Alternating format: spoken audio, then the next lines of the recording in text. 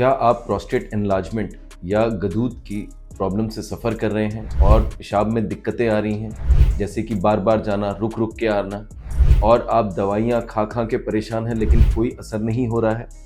तो आज जानते हैं सर्जिकल इलाज बिनाइन प्रोस्टेटिक एनलार्जमेंट का। मेरे साथ मैं हूं doctor Venkatesh, senior consultant urologist, andrologist और एक पुरुष रोग विशेषज्ञ। I make educational videos for my patients and general public. Prostate gland या गदूद एक ग्रंथि होती है जो एक अखरोट के शेप में होती है और साइज में होती है, जो पेशाब की नली में, यूरेथ्रा में एनसर्कल करा होता है, ब्लैडर के नीचे, माने मसाने के नीचे। इसका enlargement mostly 50 years and above में देखा जाता है और ये एक्चुअली एक नेचुरल गॉड गिफ्ट है कि जो एनलार्ज होता ही है with time and as you age. तो मैंने लास्ट वीडियो में प्रोस्टेट के बारे में बताया, एनलार्जमेंट के बारे में, उससे रिलेटेड सिम्टम्स बताए और मैंने दवाइयाँ भी बताई। लेकिन अगर आप दवाइयाँ लेते लेते परेशान हैं और there are some absolute indications for prostate surgery, आइए जानते हैं क्या एब्सोल्यूट इंडिकेशंस है। अगर आपको रिकरेंट यूरिनरी ट्रैक्ट इन्फेक्शन हो रहा है, अगर आप मेडिसिन से रिफ्रैक्टरी हो गए हैं और दवाइयाँ कोई असर नहीं कर रही, अगर आपके यूरिन में ब्लड आ रहा है, अगर आपका किडनी डिस्फंक्शन हो गया है, दोनों किडनीज में स्वेलिंग आ गई है प्रोस्टेट ऑब्स्ट्रक्शन की वजह से, या ब्लैडर में डाइवर्टिकुला माने छल्ला बन गया है, या ब्लैडर में स्टोन्स बन गए हैं, तो ये सब एब्सोल्यूट इंडिकेशंस हैं कि दवाइयां बंद करके हम सर्जिकल विकल्प के बारे में सोचें। प्रोस्टेट की सर्जरी के क्या विकल्प हैं? देखिए, ये सर्जरी दूरबीन द्वारा होती है। अब दूरबीन द्वारा करने से इसके डिफरेंट मॉडलिटीज हैं जिससे हम सर्जरी कर सकते हैं। तो मोस्ट कॉमनली जो टेक्निक है उसे हम कहते हैं TURP, that is trans urethral resection of prostate. इसमें हम दूरबीन से जाके जो प्रोस्टेट को छील के हम इसको निकाल देते हैं। तो ये बोथ सेलाइन और ग्लाइसिन, इन दोनों में करा जा सकता है। नेक्स्ट टेक्निक है लेजर द्वारा।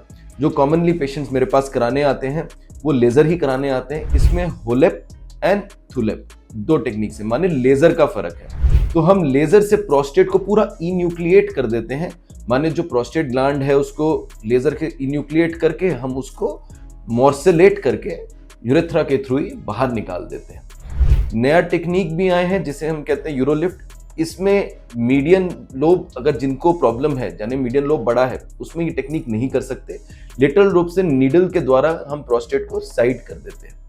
तो ये कॉमन टेक्निक्स हैं जो हम प्रोस्टेटिक सर्जरी के लिए यूज करते हैं। इसमें TURP और लेजर द्वारा, यही दोनों सबसे कॉमन टेक्निक्स हैं जो वर्ल्ड वाइड आज भी यूज होती हैं। अब पेशेंट मेरे से पूछते हैं कि सर ये सर्जरी हम कराएं तो हॉस्पिटल में कितना दिन रुकना पड़ेगा? देखिए, हॉस्पिटल स्टे 1 दिन होता है मेरे 95% ऑफ पेशेंट्स में, और 5% ऑफ द पेशेंट्स में 2 दिन भी मैं रोक लेता हूँ। कैथेटर के साथ ही पेशेंट के डिस्चार्ज करते हैं, जो कैथेटर 3 दिन में या मैक्सिमम 5 डेज में हम निकाल देते हैं। इसके अलावा लेजर द्वारा करने से ब्लड लॉस बहुत कम होता है, यूरिन पोस्ट ऑपरेटिव पीरियड में क्लियर रहता है। और ये चीज़ें जानना ज़रूरी हैं कि देखिए, अगर आप प्रोस्टेट का ऑपरेशन नहीं कराएंगे तो धीरे धीरे क्या होगा कि ये ब्लैडर या मसाने को खराब कर देगा। अक्सर मेरे पास लोग आते हैं और बोलते हैं कि सर ऑपरेशन तो मेरे गांव में किसी ने करा लिया या पड़ोसी ने करा, लेकिन वो खुश नहीं है, उनकी दिक्कतें वैसे ही हैं पेशाब में।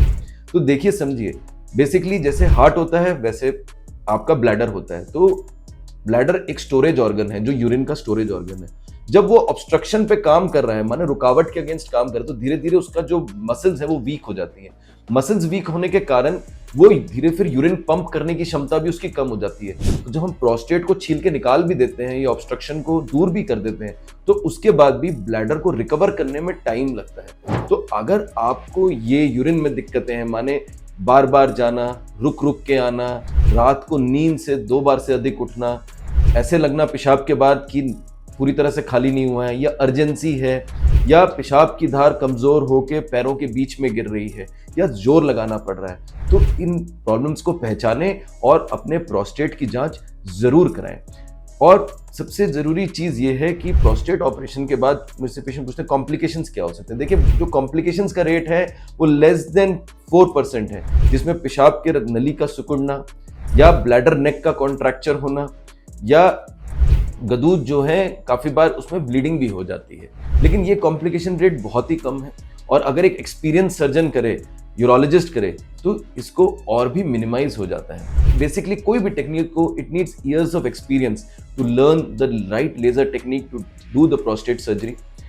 और मैं ये भी बताना चाहता हूँ कि प्रोस्टेट ऑपरेशन के बाद आपका फ्लो बिल्कुल ठीक हो जाता है। हम इसके बाद भी पेशेंट को फॉलोअप में मैं रखता हूँ। 1 महीने बाद मैं एक अल्ट्रासाउंड और यूरोफ्लोमेट्री करा के देख लेता हूँ। काफ़ी बार प्रोस्टेट के साथ पेशाब की नली की सिकुड़न भी होती है एनलार्जमेंट के साथ, जिसमें मेरा एक वीडियो है और आप देख सकते हैं स्ट्रक्चर यूरेथ्रा पे। तो ये दोनों कंडीशंस को एग्जिस्ट भी कर सकती हैं। तो prostate surgery is totally a safe technique if you don't want to go for medicines on a long time। और मैंने जो आपको बताया कि एब्सोल्यूट इंडिकेशंस क्या हैं तो उसको करें। प्रोस्टेट को ज़्यादा बड़ा ना होने दें।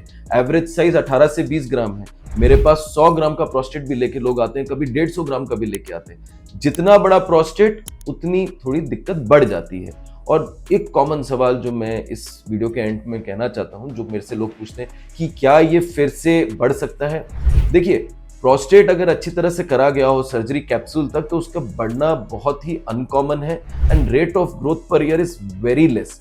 तो इस चीज से आप बेफिक्र रहें। हाँ, अगर आपकी सर्जरी बहुत यंग उम्र में हो रही है, मान लीजिए 40-45 साल में हो रही है, तो काफी बार जब आप 70-80 के पहुंचेंगे तो हो सकता है कि प्रोस्टेट थोड़ा सा बढ़ जाए और आपको थोड़ी दिक्कत हो सकती है। Otherwise, it is a totally safe surgery and laser surgery is the way to go for prostate surgery. So don't suffer in silence.